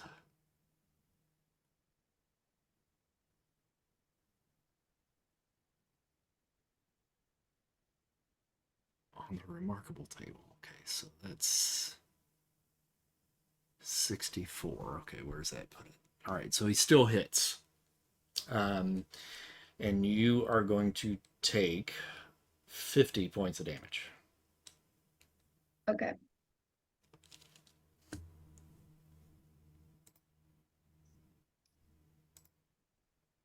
Oh, and he's got another action, so he's going to cut you again, maybe. Nope, missed the second.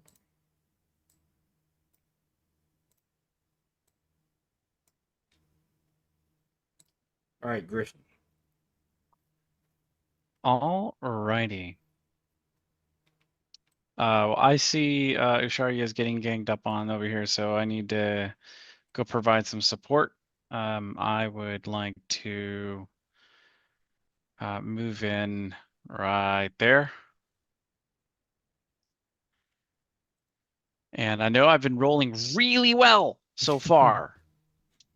But I'm going to try to go for something, which is that I want to try and do a damage transferal power stunt.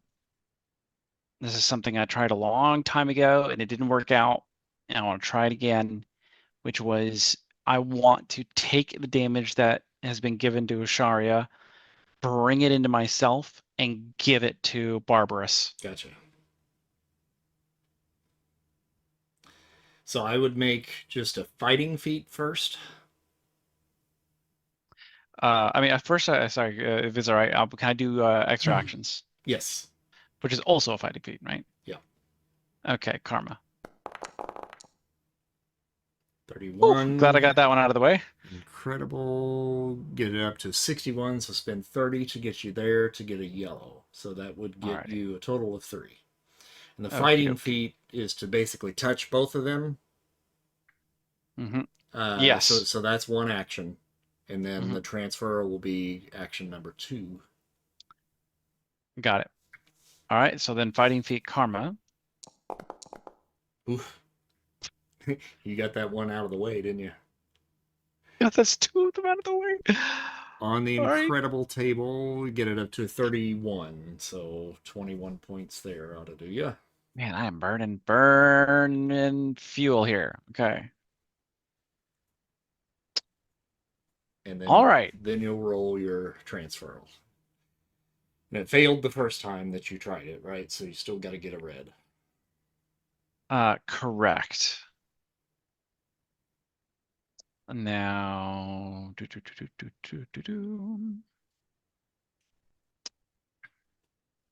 so I'm using this on the incredible table. Now I have to call set the spend 100 and call karma, correct? Correct.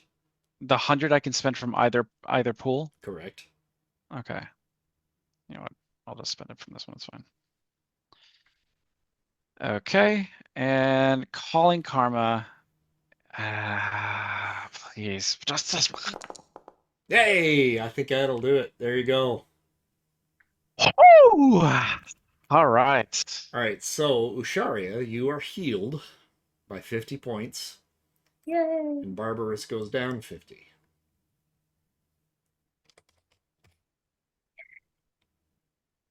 I owe you, Griffin. Battle monk, baby. And so that's the only time I can do that today. Yep.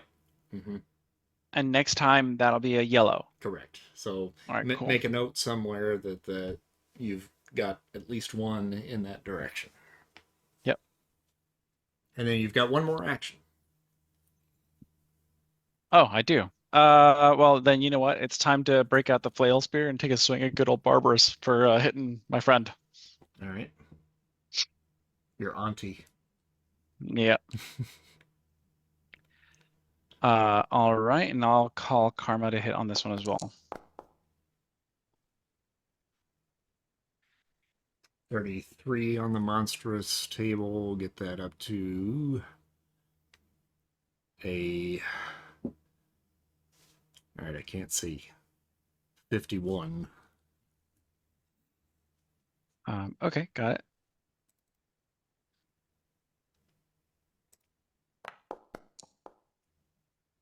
He is not stunned, but how much damage does he take? Amazing. Oh, well, he's out.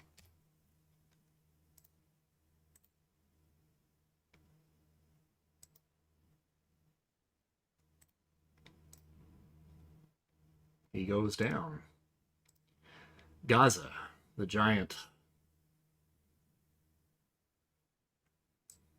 comes to the edge of the waterfall, dives into the water below, sending a huge splash over everybody there at the base. Comes up and grabs Jace by the face. Not the face. Got a 10. He missed. My head goes. That beautiful dive that he made into that backfiring on him. Lopes, it's your turn. Okay, can I roll for extra actions? You may. All right, Karma. 46 on the amazing. Get that up to a 50. Whoops. 56. All right, cool. So do I get any extra actions or Yep. just one? Or No, you get 3 total. oh, look at me go. All right, cool. So I've got amphibious dude right near me. I want to use my martial arts D, where I can seek out his weakness and strike him. Try and keep that frog down. All right. Let's see. I hate to be rule boy, but martial arts D takes 2 rounds of observation. Oh, that's right. Can I use martial arts A and use his strength against him to try and slam or stun him? You may. Thanks, Clint. Sorry, Mike. It's like we're on the same team, I thought. All right, Karma. 44. That won't stun or slam, but how much damage does that do? Monstrous. Oh, Lord have mercy. Did I kill him? Maybe. Okay. And as my hands go into him, I want to caress his insides and say, You'll be all right. I stroke his spine from the front and I say, you'll be okay. We don't like French food. Are we having frog legs tonight? Campfire. We might have to. No, he's not dying. He made his endurance. All right. So I have 2 more things left? Yep. All right, cool. So then I want to turn around to Swan Diver, Mr. Gaza, and I'm going to be like, what an asshole. And I want to use my martial arts A on him as well. Karma. Spend it because I got it. 68. So I'll take it up to a 78. Hold on a second. I think Uh-oh. your damage is not monstrous. It's monstrous to hit. Oh. Your damage would be your strength, which is remarkable, which still would have had the same effect. Okay. It just didn't do as much damage as what you thought. Okay, sorry. Good. So yeah, 68, I had Karma, so can I take that up to a red? You may. Okay, cool. On the monstrous to red is going to put you at 86. And just for the record, if you guys forgot, in the is it compendium packs? No, it's in journals. If you go to journal, you should see the universal table that you can pop out. Oh, nice.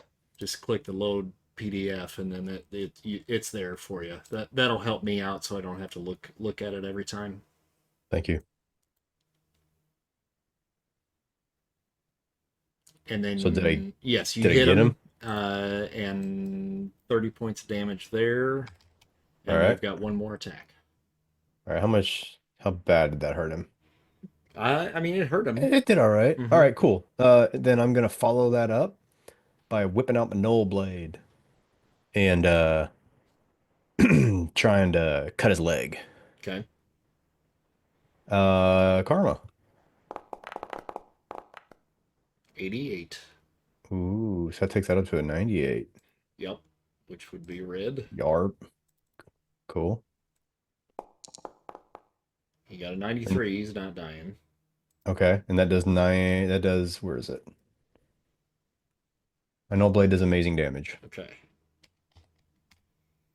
All right, so you slice his leg, upper thigh, and it sears closed immediately, but he comes down to one knee, which kind of puts his face about your level. All right. And I whisper to him again, that dive was an asshole move.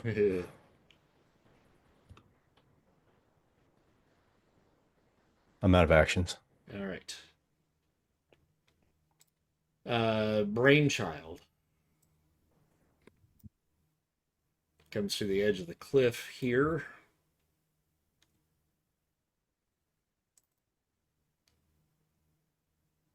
And let's see, it's amazing. Nope. Monsters 26. It's still a green. And he uses that contraption that he's got in his hand, turns a dial, and points it in the direction of Griffin and Uxaria. Both of you guys need to make an endurance feat.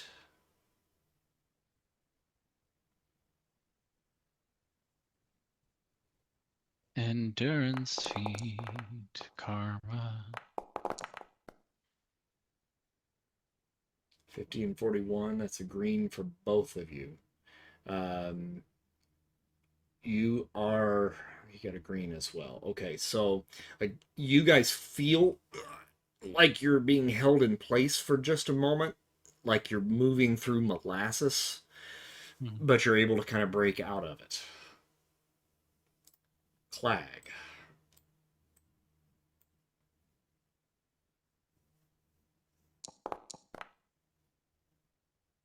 Extra actions, yeah. Oh, Two, right. you kind of breaking up on me there. What'd you say?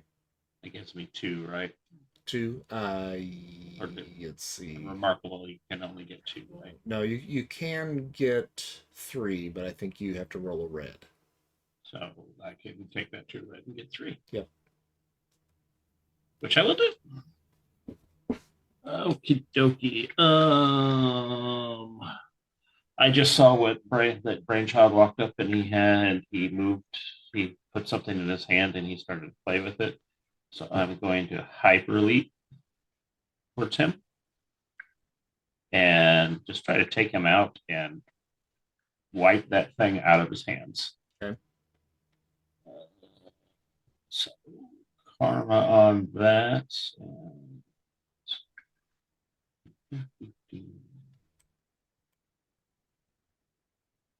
Roll. 52. Get that up to a yellow, I assume. Yep. Got a 54, so he is slammed, which sends him back. And that does 5. So that does amazing damage. He was 10 squares away. Okay. Did I knock the device out of his hand? You knocked him out. Knocked him out. Gotcha. Okay. Alrighty. So I am now here. So for my second action, I will hyper leap towards Sauron. Is he in the sky or is he on a rock? He's on the rock right now. So we'll call karma on that. that would be, I'll take that up to the yellow.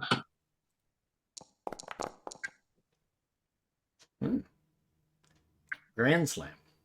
No. That's just a regular slam, right? Or no.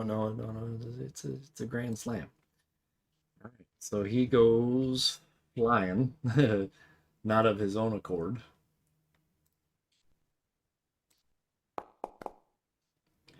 Eight areas, which takes him off the map. Gotcha. And that was incredible damage on him. Okay. His distance from me. So I've got one more. And I am now over here. Do I have a line of sight to Zaladin? Yeah. All righty. You know what we're doing. Playing pinball. Oh. All right.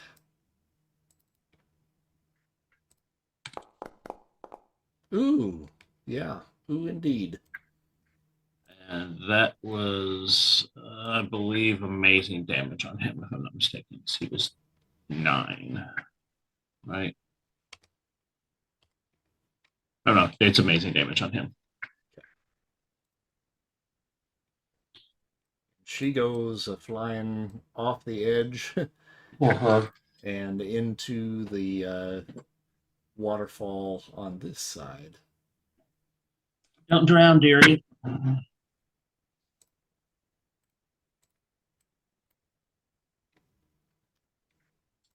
Sauron's gone. Comes back to Uxaria. And Lupa is in my face still? Yep.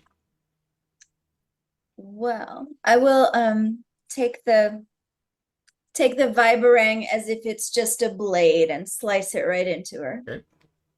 Regular fighting feat. Yeah. Let's see. It says Actually, excellent to hit if used as a melee Yeah. weapon. So yeah, and my general level of cosmic awareness should give it 1 column shift no, to remarkable. I don't think so, because I think I took that into account when I did that. Let me just double check. No, you got thrown. Well, it's thrown weapons. So yeah, it's baked in. Oh, it is? Yep. Because That second bullet. normally your fighting, just straight fighting, is good. You don't have like handheld weapons, melee weapons as a talent, which would normally bump you up 1, but with your cosmic awareness, that's your bump up. So that takes you to the excellent. I will use karma then. Okay. Hey, you didn't need any karma. That's a double aught. And how much damage does that do? Remarkable. I flare like a frog in a chemistry lab.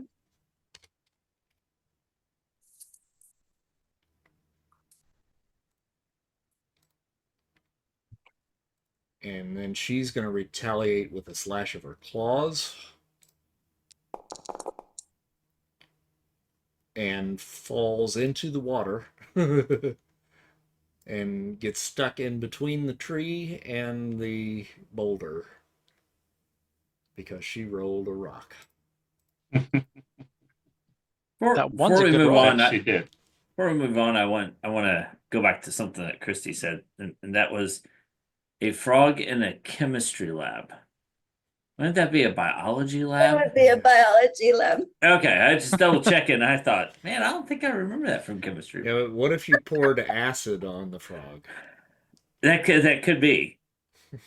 It's just sadistic. All right, Thalia. All right. I'm gonna go up to Gaza. Is he out? Is he like He is still, in the well, water? he's kneeling at He's this point. kneeling? Yeah. Well, first of all, why is that dude so pretty? He's Is very what I'm pretty, isn't he? thinking. Yeah. He's too pretty for a fucking giant. I've never seen a giant look that pretty. But I guess I gotta do something. I think I'm gonna take my axe. I don't want to mess up his pretty face, but I'm gonna do it. Maybe I'll take the blunt end and put the, is it kinetic? Sorry, I got kicked out of Foundry. Where am I? Would I put kinetic control behind it Yep.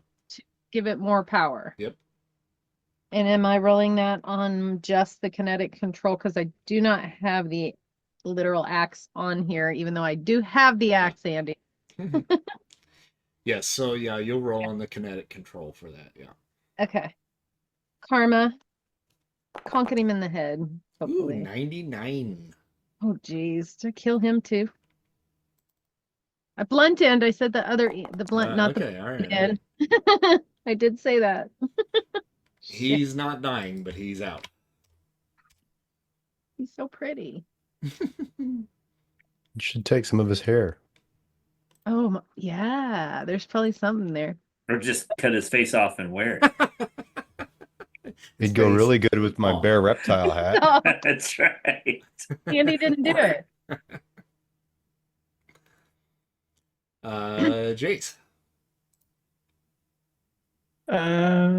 Everybody's out I think almost. that's pretty much, yeah, except for Lupa, who's caught Lupa. between a rock and a hard place. I mean, I guess I can move over to Lupa and like cover her face with my cloak, like wrap it around, try to choke her out. Can I do that? Yep. Try to knock her unconscious. Cloak I choke. Yeah, cloak choke. So just to wrestle or move over and wrestle. Yep. Move.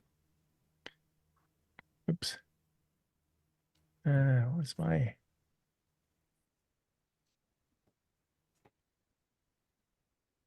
All right. I won't do a karma. She's stuck already, so that doesn't work. It's fine.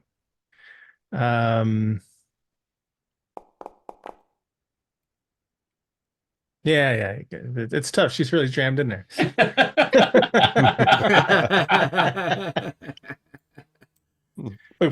Well, I'm still working on that. Still working on that. Oh yeah, there was a show. It was like a superhero show of a guy with a cloak. He used to do all that. Those kind of tricks, didn't he? Remember that TV show? Yeah. What was the name of that show? And I'm gonna look it up. All right, Larry.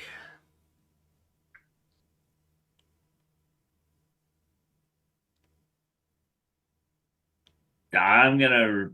The only person that's over there between the rock and hard place, right? Yep. Everybody else is gone. I'm pretty far away to him.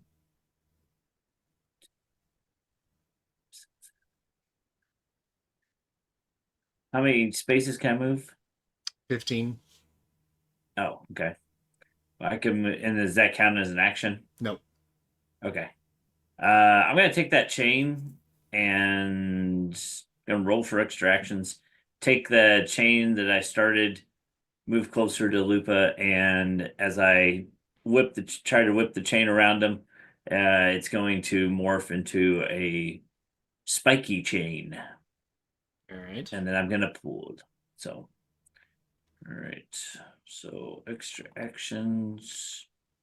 We'll just go straight out here. 89 That'll get you an extra. versus 68. All right. Okay. So extra action. So I'm moving close. I'm going to whip the chain around him, and then that'll be my action number 1. And then I'll modify the chain as it's going through the air. So Okay. That'd be a agility for the chain. It's fighting. Oh, fighting still. Okay. Karma on this one. 82. All right. You So can get that to a red. get that he wraps around that. I have my chart out here. Sure. All right. So and then I've got to modify the chain. I mean, either way, it's a chain, but this one will just be a really spiky chain. Roll. There we go. 69, that's 2, There dude. you go. I told you I could do it. All right, so you wrap the chain around her, pull it tight, and it chokes her out, and she goes down. And the battle beneath the roaring waterfall is pretty much over, with these savage land mutates defeated in front of you, some of them unconscious, and one that has just disappeared into the wind. Sorry. Rainbows are dancing in the misty spray, but there's very little peace in this jungle clearing, because in the distance you hear a rumble of paws, and a sudden growl, and a flash of golden fur. And up here on the ridge, up near where Clag is, you see a massive saber-toothed cat bounding out of the tree line, leaping onto a nearby rock and roaring as he enters the clearing. From the jungle behind him, a tall, muscular man with wild blonde hair, bare-chested, his expression grim but noble, steps forward. A lithe, red-headed woman in a sleek, skimpy leather bikini appears at his side, holding a bow, a quiver at her back. A voice comes out of this man that is a little unexpected. Why does it sound like this? Does it sound like Larry? Impressive! The Prince the Savage Land mutate. No. Impressive. You faced the Savage Land mutates and lived to tell the tale. Hell of a welcoming party. I'm sure they exposed of the niceties, so I suppose that lies with me. Welcome to the Savage Land, strangers. I'm Kazar, and this is my lovely wife, Shauna the She-Devil. How many times have I told you to leave off the She-Devil part when you introduce me, Kazar the Savage? Touché. So, what brings you to the Savage Land? And we'll leave it there for next time. All right. Karma for tonight. You all will receive, we got 1 million. 8 of them. 8 karma? Really? Yeah, 8 karma points. But I Oh. spent so many.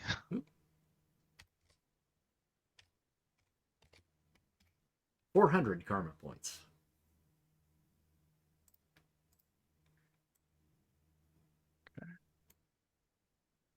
So I know there was a lot of exposition that started us off, but I think we're pointed in the same direction that we were going, but now perhaps with a little different motivation. So thanks for taking the ride with me tonight, guys. I appreciate it. I'm going to stop the stream. So those of you that are out there watching, thank you very much for watching, and we appreciate you. And we'll see you back here in 2 weeks. Have a good night, everybody.